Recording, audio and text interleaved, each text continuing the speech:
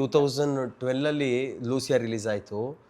ಆ ಪಾಪ್ಯುಲಾರಿಟಿಗೆ ನನಗೆ ಒಂದು ಟೀಮ್ ಕರೆದು ನೀನು ಹೀರೋ ಆಗಬೇಕು ಅಂತಂದ್ರು.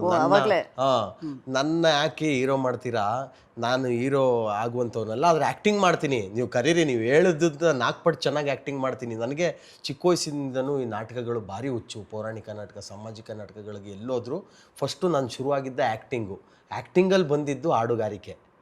ಸೊ ಹಂಗಾಗಿ ಆಗಿಂದನೂ ತುಂಬ ಹುಚ್ಚು ನನಗೆ ಆ್ಯಕ್ಟಿಂಗ್ ಮಾಡೋದು. ನನ್ನ ಯಾಕೆ ಹೀರೋ ಮಾಡ್ತೀರ ಅಂದ್ರೆ, ಇಲ್ಲಪ್ಪ ನೀನು ಹೀರೋ ಆಗು, ಧನುಷ್ ಅವ್ರು ನೋಡಿ ಎಷ್ಟು ಸಣ್ಣಕ್ಕೆ ಅವ್ರು ಅಂದ್ಬಿಟ್ಟು ಅವ್ರ ಫೋಟೋ ಎಲ್ಲ ತೋರಿಸ್ಬಿಟ್ಟು ನಂದು ನಮ್ಮೂರು ಸುತ್ತಮುತ್ತ ಕಟೌಟ್ ಎಲ್ಲ ಕಟ್ಟಿಸಿ ಚೆನ್ನಾಗಿ ಜಾಸ್ತಿ ಪೋಸ್ಟರ್ಗಳನ್ನೆಲ್ಲ ಹಾಕಿ ನಮ್ಮ ಊರಲ್ಲೇ ಮುಹೂರ್ತ ಮಾಡಿಬಿಟ್ರು. ಓಕೆ, ಒಂದು ಟೀಮು. ಆವತ್ತು ಕಟೌಟ್ ಅಲ್ಲೆಲ್ಲ ಊರಲ್ಲಿ ಆ ಫ್ಲೆಕ್ಸ್ಗಳನ್ನೆಲ್ಲ ಹಾಕಿ ಸುತ್ತಮುತ್ತ ಊರನ್ನೆಲ್ಲ ಕರೆಸಿ ಒಂದು ದೊಡ್ಡ ಆರ್ಕೆಸ್ಟ್ರಾ ಮಾಡಿ ಒಂದು 7-8 ಸಾವಿರ ಜನ ಸೇರಿದ್ರು. ಇವತ್ತಿಗೂ ಊರ ಕಡೆ ಹೋದ್ರೆ ಅದೆಲ್ಲಪ್ಪ ಎದೆಯೊಳಗಿನ ತಮಟೆ ಅಂತ ಪಿಕ್ಚರ್ ಹೆಸರಿಟ್ಟಿದ್ರು. ಎಲ್ಲಪ್ಪ ಪಿಕ್ಚರು ಯಾವಾಗ ಹೋದ್ರು ಆ ಊರಿನ ಜನ ಯಾವಾಗಲೂ ಕೇಳೋರು. ನನಗೆ ಅದೊಂದು ಚಾಲೆಂಜಿಂಗ್ ಆಗಿ ತಗೊಂಡೆ.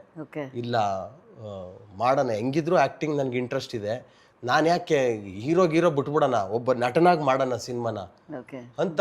ಅದು ಆ ಹಾಡುಗಾರಿಕೆಯಲ್ಲಿ ಎಷ್ಟು ಜನಪ್ರಿಯತೆ ಸಿಕ್ತು, ಹಾಡುಗಾರಿಕೆಯಲ್ಲಿ ಎಷ್ಟೇ ಸಿಕ್ಕಿದ್ರು ನೀವು ಹೇಳ್ದಂಗೆ ಈ ಕೆಲಸಕ್ಕೆ ಕಂಪ್ಲೀಟ್ ಒಂದು ಸ್ಕ್ರ್ಯಾಚಿಂದ ಶುರು ಮಾಡಿದ್ದು.